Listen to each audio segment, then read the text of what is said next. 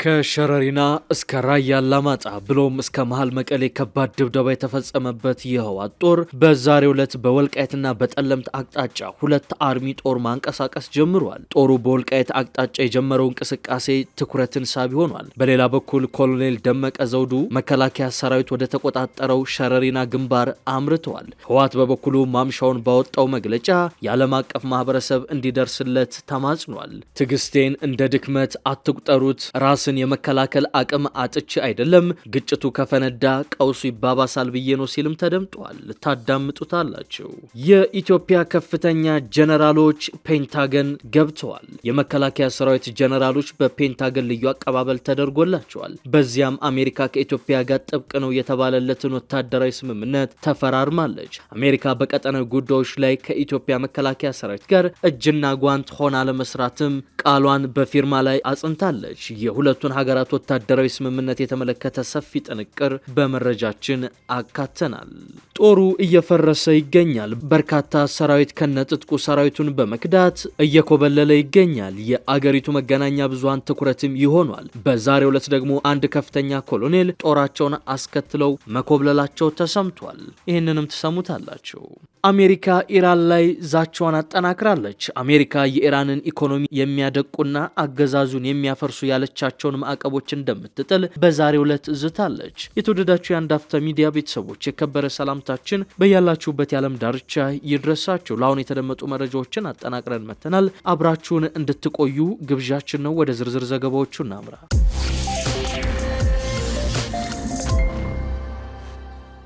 ከሸረሪና እስከ ራያ ከራያ እስከ መቀሌ ከባድ የአየር ድብደባ የተፈጸመበት ህወሓት በወልቃይትና ጠለምት አቅጣጫ ተጨማሪ የጦር ኃይሉን እያስጠጋ እንደሚገኝ ከስፍራው የወጡ መረጃዎች አመላክተዋል። ኮሎኔል ደመቀ ዘውዱ በበኩላቸው የጦር ግንባር ተገኝተዋል። ሸረሪና ላይ ተገኝተው ገለጻ ሲያደርጉ ታይተዋል። በሌላ በኩል ህወሓት የዓለም አቀፉ ማህበረሰብ ወይ ድረስልኝ፣ ዝምታን ስበር የሚል አነጋጋሪ መግለጫን አውጥቷል። የህወሓት ኃይል በወልቃይት አቅጣጫ አዲስ እንቅስቃሴ እያደረገ ይገኛል።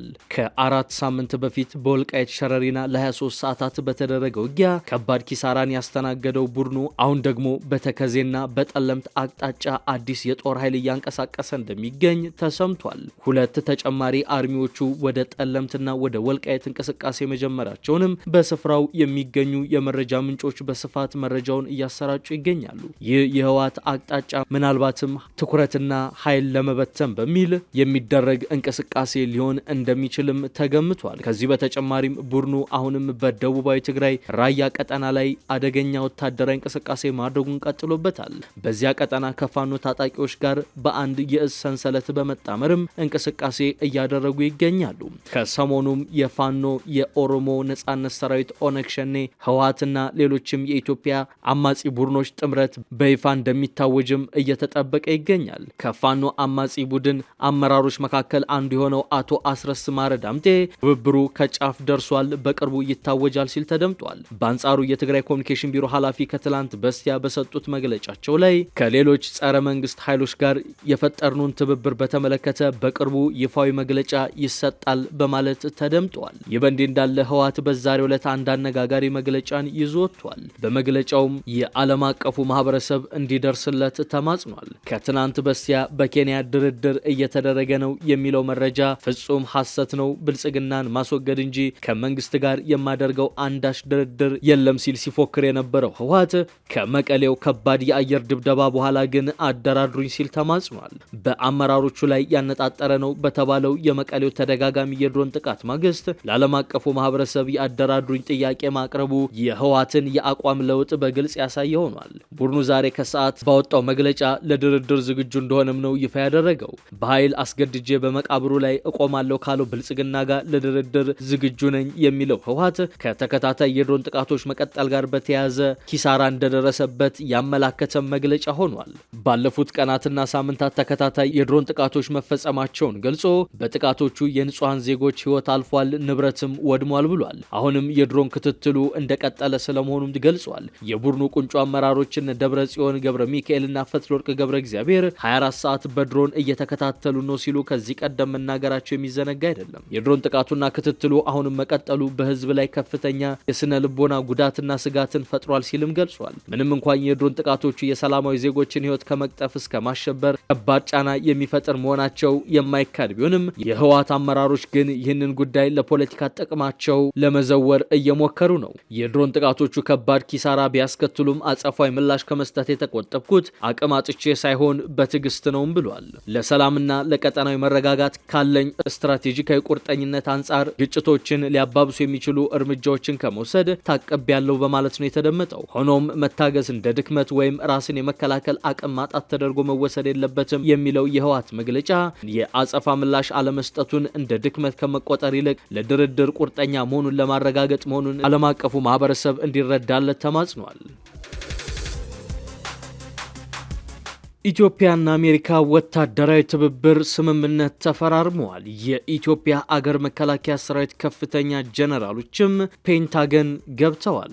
የኢትዮጵያ መከላከያ ሰራዊት ጀነራሎች በፔንታገን ልዩ አቀባበል ተደርጎላቸዋል። በዚያም አሜሪካ ከኢትዮጵያ ጋር ጥብቅ ወታደራዊ ስምምነትን ተፈራርማለች። አሜሪካ በቀጠናዊ ጉዳዮች ላይ ከኢትዮጵያ አገር መከላከያ ሰራዊት ጋር እጅና ጓንት አጋር ሆና መቀጠልም ወስናለች። 2 ቀናት በአሜሪካ ፔንታገን ተካሂዷል በተባለው የሁለትዮሽ ውይይት በሀገር መከላከያ ሚኒስቴር የውጭ ግንኙነትና ወታደራዊ ትብብር ዋና ዳይሬክተር ሜጀር ጀነራል ተሾመ ገመቹ የተመራ ልኡካንን ያካተተ ቡድን ከዩናይትድ ስቴትስ አቻቸውና ሌሎች የአሜሪካ ጦር ሚኒስቴር ከፍተኛ አመራሮች ጋር የጋራ የሁለትዮሽ ምክክር አድርገዋል። የሁለቱ ሀገራት ምክክር በሜጀር ጀነራል ተሾመና በአሜሪካ የፔንታገን የአፍሪካ ጉዳዮች ምክትል ረዳት ጸሐፊ በጋራ ተመርቶ ውይይት ተደርጓል የሚለው የውጭ ጉዳይ ሚኒስቴር መረጃ በውይይቱ የሁለቱን ሀገራት ወታደራዊ ተቋማት ወታደራዊና ስትራቴጂካዊ ትብብር የበለጠ ለማጠናከር ከስምምነት ተደርሷል ብሏል። የአዲሱ ስትራቴጂካዊ ትብብር ነው የተባለው ስምምነት በጋራ መርሆች ላይ የተመሰረተ እንደሆነም ተመላክቷል። ይኸውም የሁለቱም ሀገራት ብሔራዊ ጥቅም በሚያስጠብቅና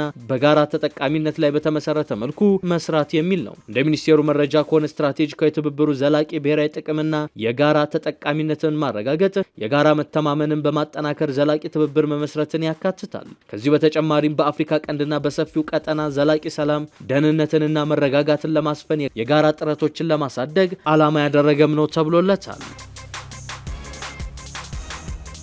በሰሜን ግዛት በመቶዎች የሚቆጠሩ የአርኤስኤፍ ታጣቂዎች የሱዳን መከላከያ ሰራዊትን ተቀላቀሉ።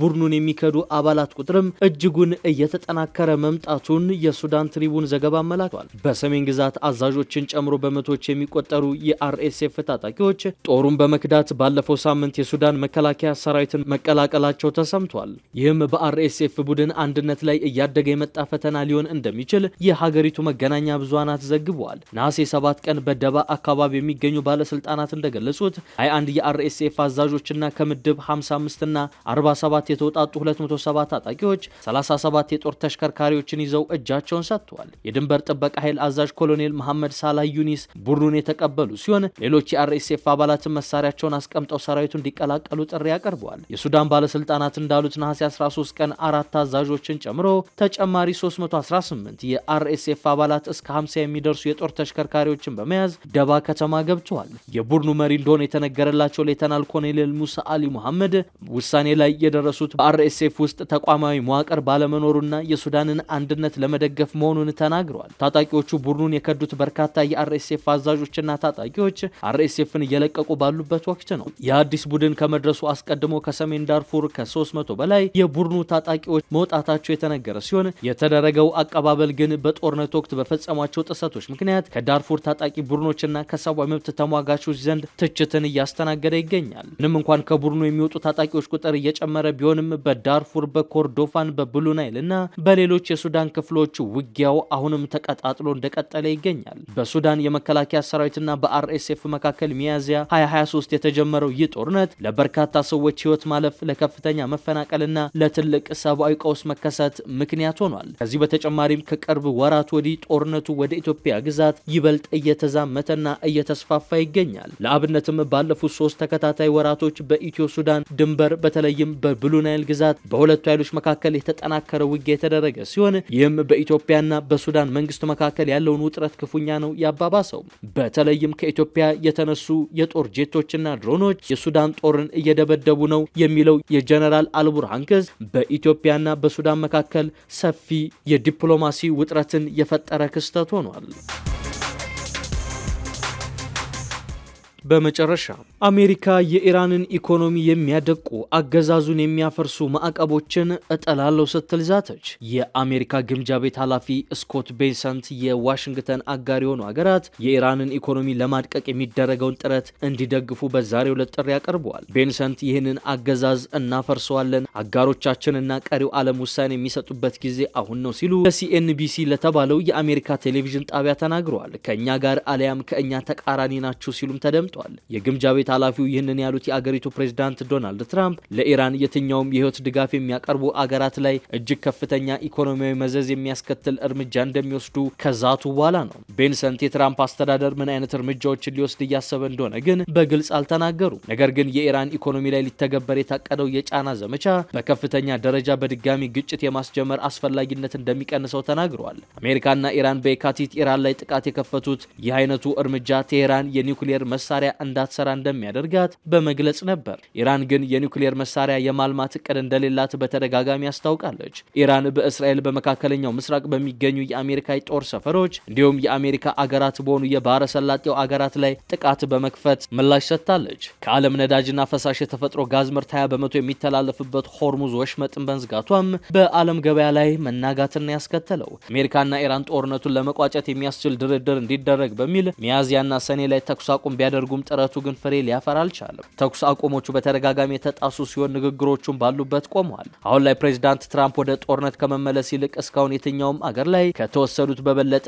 አድቃቂ የሆኑ የኢኮኖሚ እርምጃዎችን ለመውሰድ እየተዘጋጁ ይመስላሉ። የግምጃ ቤት ኃላፊው ቤንሰንትም አዲሶቹ የቅጣት እቅዶች በዓለም ታሪክ ውስጥ ትልቁ የተቀናጀ ኢኮኖሚያዊ የማግለል እርምጃ አካል ነው ሲሉ ነው የተደመጡት። ከእነርሱ ጋር ንግድ መፈጸም፣ ገንዘብ ማዘዋወር፣ ነዳጃቸውን መግዛት ከቀጠላችሁ የአሜሪካ ግምጃ ቤትና የአሜሪካ መንግስት ሙሉ ኃይል ጉልበታቸውን እናንተ ላይ እርምጃ ለመውሰድ ይጠቀማሉ ሲሉ የዋሽንግተንን ዓለም አቀፍ የንግድ አጋሮች አስጠንቅቀዋል።